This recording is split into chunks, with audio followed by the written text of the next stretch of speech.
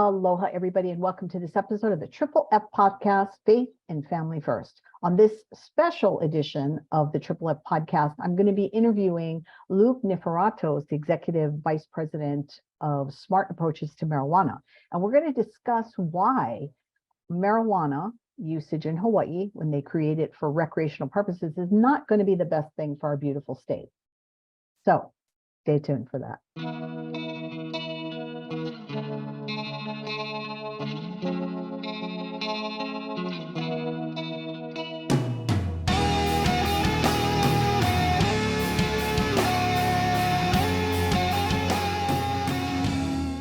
Aloha, everybody, and welcome to this special episode of the Triple F podcast with my special guest, Luke Niforatos. Luke, did I say that correct? You sure did. Yep. Nice long Greek name, and you nailed it. Okay, good. Now, Luke, for all of you listeners and viewers out there, Luke is with the Smart Approaches to Marijuana, and he is the Executive Vice President there. Luke, why don't you, before we launch into this subject, which is going to require a lot of chatting between the two of us, why don't you tell everybody a little bit about yourself? Yeah, absolutely. So thank you again for having me on, Eva. It's a real pleasure. And my wife and I spent our honeymoon in Hawaii. We were just on Oahu just in December with our two little girls. So lots of fond memories of the state of Hawaii. I'm the Executive Vice President at SAM, Smart Approaches to Marijuana. We're the nation's top anti-marijuana organization. So what that means is we are taking on the marijuana industry, much like anti-tobacco groups take on the tobacco industry. And that's really how we see our role. And actually, our motto is preventing another big tobacco, because we're really worried about marijuana legalization allowing an industry to take hold. This industry has been invested in by tobacco. It's really starting to look a lot like tobacco did 50 years ago in many ways, which I'm sure we'll get into. So we're a public health-based organization. We have scientific advisors on our science advisory board, people from Harvard, Princeton, Yale, who are researching marijuana right now as we speak. So cutting edge science is what leads our message and leads what we do. And so we're based in Washington, D.C. We were co-founded by former Congressman Patrick Kennedy, the Democratic congressman from Rhode Island, as well as Dr. Kevin Sabet, the former Obama administration senior drug policy advisor. So they came together about a decade ago and formed our organization. And so you must be very, very busy, because what are we at? Are we at around 21 states that have legalized recreational marijuana, or is it more now? I think it's about 20 states, 20 states now that have legalized recreational marijuana. And we have about 33, 35 states that have done some sort of medical marijuana legalization, though that really ranges from, states that allow only CBD oil to, states that allow kind of everything. So. Well, it's interesting because here in Hawaii, for our listeners and viewers, they know that we went with medical marijuana a couple of years ago. And recently, a lot of our legislators are coming out saying that the money they thought they were going to make on this medical marijuana isn't really panning out. And so what's happening here, and we've kind of kept you abreast of some of these conversations, so you kind of know too, is that right now, everybody here in the state in leadership position thinks that if we go the recreational marijuana avenue, we're going to have all of this revenue, millions and billions of dollars in revenue that can help with all this kind of stuff. So I want you to help us understand that if Hawaii goes that route and legalizes recreational marijuana, there are some things that could happen. So what do you say to the people that say the potential revenue is well worth the effort? Yeah, so I'm from Colorado, the first state to legalize marijuana 10 years ago now. We just hit our decade. And so I live here. I'm raising two little girls here. I know a lot about how this experiment is going. And I will tell you the words of our current senator, former governor, John Hickenlooper, here from Colorado. He is Democratic senator. He is pro-legalization of marijuana, but he tells everyone, do not legalize marijuana for the revenue. It is a drop in the bucket. That's what he says. That is a verbatim quote. And I just saw him at the airport actually the other day, and he said to keep saying that quote because it's absolutely true. So he supports legalization, but he says, don't do it if you're expecting a lot of tax revenue, because it's a very small amount. And so you look at the numbers. We did an analysis. You can go to our website, learnaboutsam.org. We did an analysis of state tax revenues from marijuana in legal states as a percentage of the state's overall budget. And as a percentage, it is less than a fraction of 1% of every state's budget. In Colorado, we're making less than 1% of our state budget from marijuana tax revenue. So very, very, very small number. It sounds like a lot. You hear, there's some stories about, oh, Colorado made $1 billion in tax revenue last year. And that sounds like so much. But when you spread $1 billion over almost 10 years, you're looking at around $150 to $200 million per year of tax revenue. And our state budget is in the tens and hundreds of billions of dollars. So a very small part of our budget. It's not covering really anything. And then you also have to look at, when you're talking about revenues, Ava, you also have to look at the costs. And so, I have a business background. I started a digital health startup. And so if I went to my board and said, hey, we made $10 million, isn't that great? They would laugh me out of the room. Because they would say, well, what was your cost of doing business? What did it cost you to make 10 million? And if it cost me 20 million to make 10 million, I'm running a horrible business. And so that same standard needs to be applied with marijuana legalization. Okay, you're promising we're going to make a lot of money. How much is it going to cost us? And when I say costs, I mean regulations, I mean public health costs, addiction, treatment, because addiction is going up 25% among youth in every legal state. So how much does it cost to treat those youth? How much does it cost to test for people driving on the roads? All the different costs we don't think about, that needs to be quantified. And then we need to compare that to the revenues that are being promised. And that's something that unfortunately is just not a conversation that's being had. We're hearing really wild promises, pie in the sky promises that typically do not materialize. That's what we've seen in basically every state. Well, I have to laugh because a lot of people my age, and I'm not going to give away my age, but a lot of people my age, when you bring up this topic, they're like, what, marijuana, come on, it's like, it's such a simple drug and it just makes people like relax and have a good time. And I think that they're imagining the marijuana of Woodstock, and okay, I'm not as old as Woodstock, but I mean, that's what they're thinking, right? They're thinking the marijuana of the 70s. But can you address the difference in marijuana between what people experienced in the 70s to what people are experiencing now? Absolutely. Yeah. So when people are voting on this, they're thinking of marijuana, they think of a joint. And, to your point, the Woodstock joints, the potency of THC, and THC is the ingredient that gets you high in marijuana. The potency of that in an average joint in the Woodstock days was between 1% and 3% potency. Today, with the advent of this marijuana industry and legal recreational marijuana, now we're getting products up to 99% potency. So it is 50 times more potent than it's ever been. The plant does not naturally come in that potency. And so I think that's something really important. We hear a lot about marijuana as a natural plant, an organic thing, nature's medicine.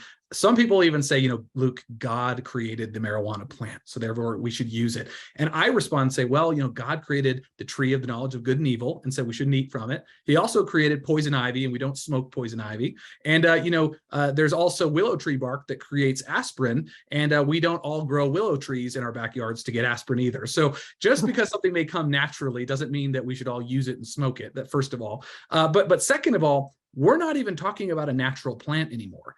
The plant in its natural state was probably 1% to 3% THC. Now they have so genetically modified it. They have so spliced it with gene editing and all those kinds of things in chemical labs that's where they're drawing the concentrates. For those of you who haven't heard of dabbing, I encourage you to Google or YouTube search dabbing. That is the way our youth are using marijuana right now here in Colorado and in other states. And so all of that is completely chemically done in labs. So this is not natural anymore. So you kind of kiss goodbye the Woodstock days. Don't think of joints anymore. The potency now is so skyrocketing that it's just not even the same drug anymore. So that's really key, is to understand potency has changed. And so therefore the drug has changed and it has a whole lot of new impacts now that we're having to deal with. That brings up a really good point, and I'd like you to help address this too, because I've had people that tell me, well, kids are already smoking marijuana, so, we should make it legal so at least we can control it and do all this kind of stuff. But here in Hawaii, they're having such a problem trying to keep vaping out of the hands of our youth. I mean, it's a major epidemic here. Every legislative session, our legislature is trying to do something about the vaping epidemic, right? They want to outlaw, the vaping that has flavors, because we know that's how you are attracted to this. But if we go the recreational marijuana route, this is going to get worse, isn't it? Yeah, it's really funny. I've been hearing a lot of promises about, well, let's just regulate marijuana like we do with alcohol and tobacco because we'll have, ID, kids won't be able to purchase it. And I respond and say, I went to high school here in the United States. Did anybody else go? Because tobacco and alcohol flowed like water through my high school. I don't know about everybody else, but we had no problems accessing those substances and a whole lot of others. Okay, so legal regulation and IDing at shops and stores does not keep our kids from getting into it. In fact, most people get into their drug of choice through friends and family. That's the data. 80+% of people get into their drug of choice through friends and family, through their medicine cabinet, et cetera. So let's be clear, regulation does not keep it out of the hands of our youth. And so what we have to look at is when you legalize it, you create more prevalence of that drug. There's advertising by these companies. There's accessibility. We've all seen the cigarette boxes on the sidewalk, things like that. That's the kind of stuff that you see start to happen that didn't happen when we didn't allow the commercialization, these industries to form. And so that's the key difference. And so that message is going to be heard loud and clear by our kids. And, with you gave the vaping example. What did we see with vaping? Well, basically an unregulated product. The FDA hadn't really done anything about it. And Juul took advantage of that, advertised to kids, advertised, all these products and flavors. And Juul was spun off from a marijuana vaporizing company. They learned their tricks from big tobacco, and marijuana is doing the same thing. So they're doing all the things Juul got in trouble for.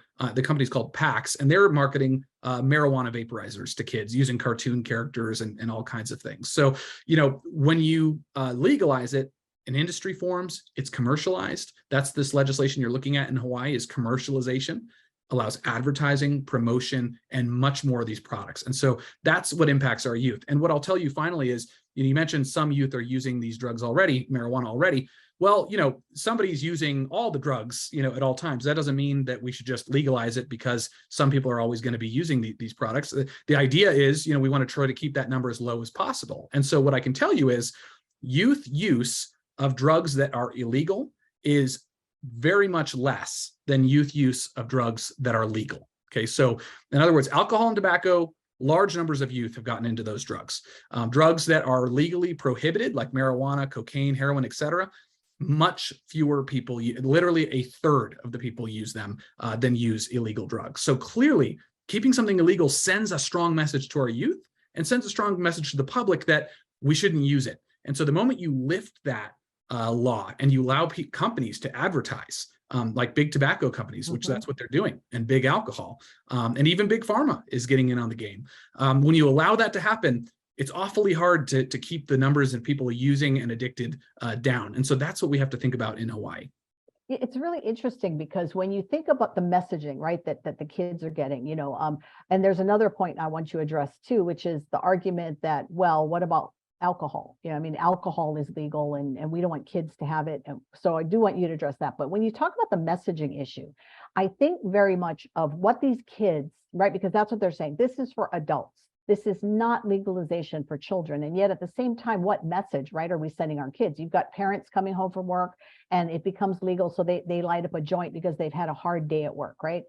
How hard is it going to be for that 13-year-old kid if they're offered marijuana from their friend, well, mom and dad do it, so it must not be too bad. I mean, are you seeing that somewhat across the state on the ones that legalize? Yes. So the data that we're seeing is that youth perception of risk. So the perception of risk for marijuana among youth in America, according to our National Survey on Drug Use and Health, has never been lower than it is right now. So the youth do not think there's any harm in using marijuana. Clearly that is associated with the advertising they're seeing that's saying that, marijuana helps with anxiety, marijuana is medicine, et cetera. They're getting that message loud and clear, whether we like it or not. And so, clearly we're seeing that impact in the data, but we're also seeing a 25% increase in youth addiction to marijuana, cannabis use disorder. So for those of you who don't think marijuana is addictive, the science unanimously says that it is addictive. It's called cannabis use disorder. That is the diagnosis code that your doctor will give you if you have marijuana addiction. And so what the federal statistics tell us are that now, back in the day, about 2 decades ago, is 1 in 10 people who tried marijuana in the last year would develop a cannabis use disorder. Now it's 1 in 3 with today's high potency marijuana. So addiction rates have gone up because potency has gone up. That's the key change. You know, it's not that, oh, you know, the Woodstock weed is what's addicting everyone. It's the new chemically created Wall Street weed that really we're looking at right now. And that's what's causing this addiction. So that's a key piece of this conversation we do have to understand. And so what do you say now to the people that say, but what about alcohol? You know, alcohol's legal, you know, it's the same thing. Yes. So two parts to that, the answer to that question. So firstly, you know, alcohol is used by more than 60% of America's population. It's been ingrained in Western society and culture for literally millennia. Okay, so this is something that has a long history, and most people in our society use it. I don't think, however, that anybody thinks that the world would be a better place if we all just drank more alcohol. Right. So, you know, nobody says that. And so it's not that it's such a benign substance and we think it's so great for society. It's that it's kind of a deal with the devil that we've made and been done with. OK. And so we're not going to throw obviously 60% of Americans in prison for you know, alcohol. So that's not something that's going to be attainable. However, when you look at marijuana, this is the second part of the answer to that question. When you look at marijuana, less than 10% of Americans use it on a regular basis. Okay, so you may say, well, Luke, you know, I see it everywhere. I've heard, you know, a lot of people using it. You know, half of Americans have tried it a couple times. Okay, so there's a lot of experimentation with it. People are giving it a try, but most people don't stick around with using marijuana. It's something that really, for those regularly using it, it's less than 10% of our population, according to the National Surveys on Drug Use and Health. So it is something that is not so ingrained in our society. It's not so ingrained in culture. You know, yes, in Egypt, thousands of years ago, they may have used it.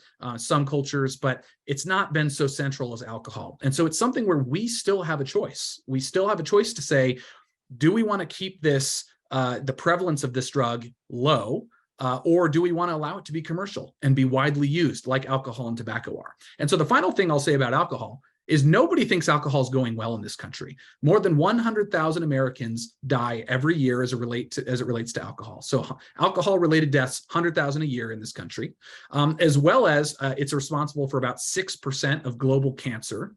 Alcohol is, as well as the fact that it's the #1 drug involved in all arrests in this country. So that may really surprise you. Alcohol, a legal substance, is the #1 substance involved in arrests in this country. So, you know, you hear a lot about criminal justice reform and saying we need to reform our marijuana laws, but really it's our legal drugs that have the biggest association with crime and with other impacts on the criminal justice system. So for all those reasons, the comparison with alcohol is really not a good one. And we certainly shouldn't say, you know, okay, our taillight is broken with alcohol, so let's smash in our headlight as well, just to be consistent by legalizing another drug. You know, I don't think that makes any sense.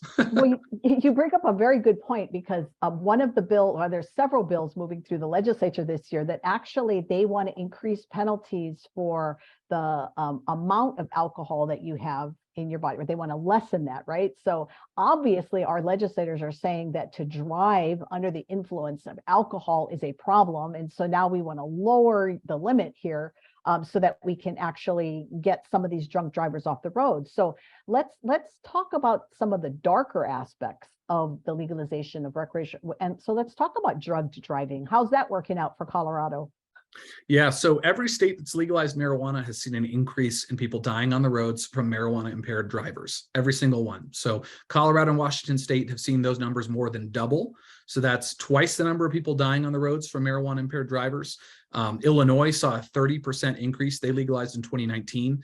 They've seen so far a 30% increase in people dying on the roads in Illinois from marijuana impaired drivers. So we certainly are seeing an increase in impairment. Now, what I will tell you is the Journal of the American Medical Association, they released a study that estimates we'll see about 7,000 more Americans every year die from marijuana impaired drivers if we were to federally legalize marijuana. And to give you some context, 10,000 Americans a year die from drunk drivers. So we'd be about doubling that problem. So definitely an issue with impairment.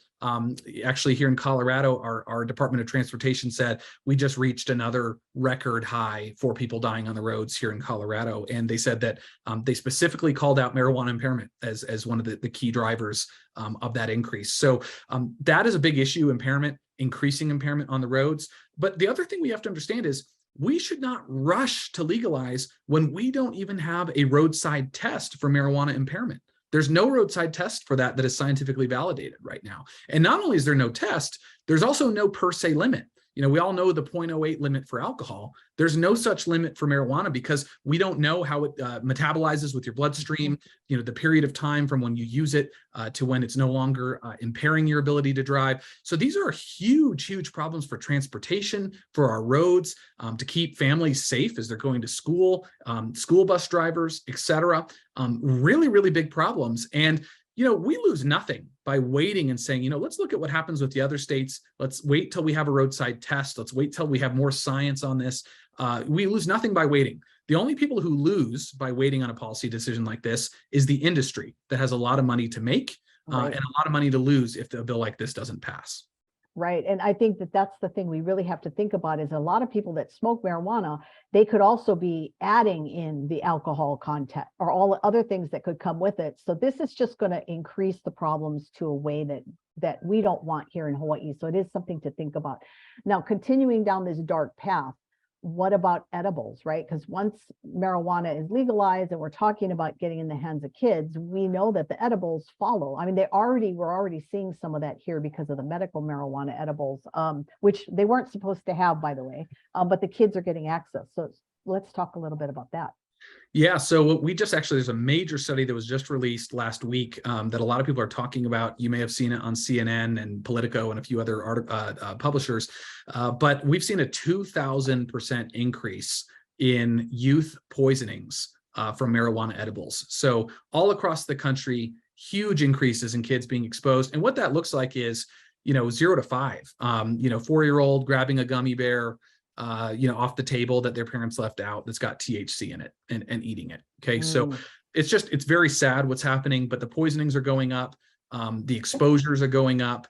Here in Colorado, we have 40,000 homes where there are kids under the age of 14 who are being exposed on a regular basis to secondhand marijuana smoke. That's another big issue is secondhand marijuana smoke, which for some reason, when it comes to the marijuana plant, people understand tobacco smoke's bad, any kind of smoke's bad, but they think marijuana smoke is somehow better for you than anyone else's.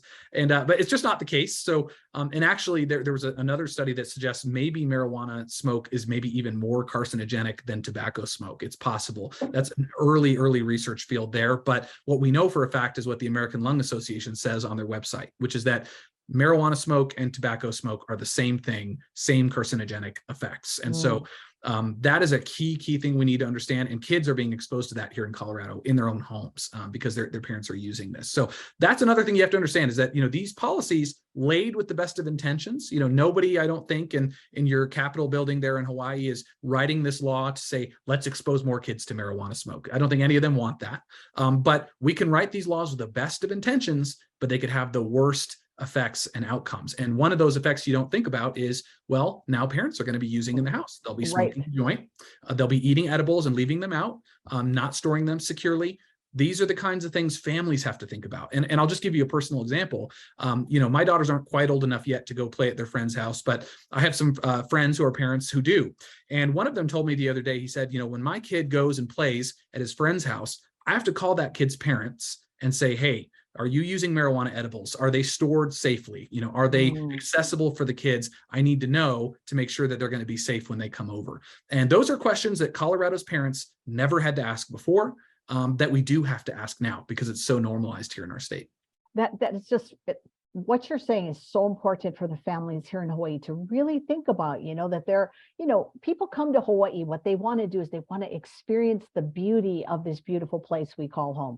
We want people to explore mountains and then the fresh air. We don't want to have to worry about sleeping over a friend's house and they're going to eat a brownie and maybe they thought it was a regular brownie and so they ate two and then suddenly they're in the emergency room. And we know that that's what happens with a lot of this edible stuff, because how do you really know the content of marijuana in a brownie? Yeah, you don't. You have no way to know. And what's interesting is the industry is fighting tooth and nail to keep us from regulating that. And that's one thing I noticed, Eva, is completely absent in Hawaii's marijuana bill is there's no regulation on the potency of marijuana. So when we're talking about these 99% potent concentrates, shatters, waxes, et cetera, all these new products that they've invented, none of them are going to be banned or regulated in Hawaii. They will all be allowed with no regulations. And so that is a really big concern that you have completely unlimited potency products that will be allowed. And the industry doesn't want us to be able to regulate that because they make more money when people get addicted. Okay. And so I'm not saying that, everyone that works in the marijuana industry wants to addict everybody, but let's just understand what their incentive alignment is. When you run a for-profit company, your legal duty is to your shareholders, to enrich your shareholders. That is your legal, that's the law. If you run a for-profit company, the law says you have to enrich the people who have invested in you. And so how do you make more money? By selling more products. I know this because I ran a company. I wanted doctors to use my app a lot, and thank God, something was good for people. But when that incentive is aligned with drugs, it's disastrous because these companies make more money when they sell you more marijuana. And so when someone is addicted, there's no marijuana company on the planet that's going to say, well, maybe you shouldn't smoke so much weed. Maybe you shouldn't buy so many of our products.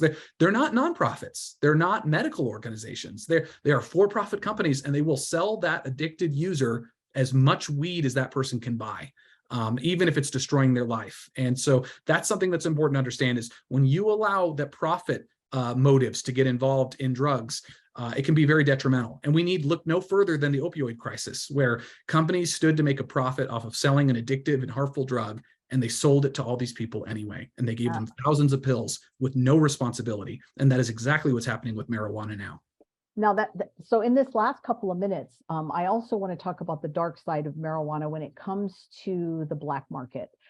So can you explain to us that the black market actually grows under recreational marijuana legalization, correct? Yes. So, that was one of the biggest myths that we were sold here in Colorado when we voted was they promised all the cartels would go away and, all the illegal drug dealers would go away. And we would, I don't know what would happen to them. I guess they'd become dentists and lead a normal, peaceful life. El Chapo never got that message, but anyway. What we've seen is just an explosion of cartel activity in Colorado and in most of the other states. About 80% of California's marijuana market is illegal. So 80% of all the marijuana consumed in California, for example, is done on the black market. So the cartels have never done better. They're beating the legal industry. And it's not surprising because the legal framework for marijuana involves taxes. So the cost of marijuana products sold on the legal market is always going to be more expensive than marijuana sold on the black market. And what the industry comes back and says is, well, just lower or eliminate the taxes on our products, and then we can compete with the black market. But there's a little problem with that. The whole point of legalizing marijuana in the first place is to get tax revenue to help deal with the public health harms and schools and other things that you need from that regime. So defeats the whole purpose of what you're trying to do there. So yeah, the prices are always better on the black market. So the cartels are doing great. We have Chinese, Mexican, and Nicaraguan cartels that have come to Colorado newly to sell marijuana under our legal state market. And so we just continue to see that problem in other states as well. Well, okay, so I'll leave you with this quick story, and then I'll let you have the last minute to just tell us why Hawaii should not go this route. But so I had a local guy whose name shall remain private, who said to me, yeah, if they legalize, and I'm doing this Hawaii style, so just let me do the accent, okay? Hey, if they legalize marijuana, man, that's cool. I get my friend down the street, I just gonna get them from him. So I think that goes to your point, why, if you have somebody down the road that you're already getting your marijuana from, why would you spend the higher money at these establishments? So it's just something to think about, that if our local people are kind of thinking that, that's not the way that we want to go. So Luke, in this last minute or so, tell us why we should not go this route. Yeah, what I would just say is it's really important to understand, and hopefully you gathered this from the interview, that the marijuana we're talking about today is nothing like the marijuana from before. It is completely supercharged. It's now invested in by Big Tobacco. America's biggest tobacco company, called Altria, which is the new name for Philip Morris, has put $2 billion into the marijuana industry. Then you have Constellation Brands, America's largest alcohol conglomerate, has put $4 billion into the marijuana industry. So we know how these players work. The addiction for profit scheme, the targeting of kids, the advertising, the relentless lobbying to reduce taxes and regulations. We've seen this play out with opioids, with alcohol, with tobacco. And it's not a success story that we want to repeat. And so we need to be wide-eyed about what's going on in Hawaii right now. There's an industry that wants to come in and target Hawaii's kids. They want to make a profit off of getting you addicted. And it's not that they're these evil, horrible actors, but it's that they are an industry with a profit motive to sell more products. And when it's drugs that are addictive, that means they make more money off of addiction. And so, I think if you want to stand with the side of science and public health, our American Medical Association, the National American Medical Association, is against the legalization of marijuana. The American Academy of Pediatrics is against the legalization of marijuana. All of our nation's top medical and scientific institutions are opposed to commercializing this drug. And so stand with science, stand with health, and stand with our kids and families. And let's say no to the industry in Hawaii. And let's look at the science and learn from the other states that are taking this charge and this experiment. And there's nothing to be lost by saying, let's wait a little while and see what happens in these other states. Great. Luke, I really thank you for spending time with us today and just kind of helping us hash out this issue. And I'd love to have you back on the show so we can dig a little deeper on this. But in the meantime, give your website again so that people know where to go to get more information. Absolutely, Ava. Our website is learnaboutsam.org. learnaboutsam.org. We have all kinds of resources, materials, ways for you to take action. You can contact us on that website as well if you're looking to get active in Hawaii in opposing this. We actually have a great affiliate called SAM Hawaii that is really kind of kicking into gear and educating in the capital right now, trying to fight against this legislation. So if you want to get involved, contact us. We'd love to get you plugged in. And Ava, what a pleasure it is to be on your show with you. And God bless. God bless you too, and all the great work you do. And for our viewers and listeners, stay tuned. We'll be back next week. And we appreciate you taking time to listen through this tough subject. And remember, just say no. Mahalo, everybody. We'll see you next time. Thanks, Luke. Thank you.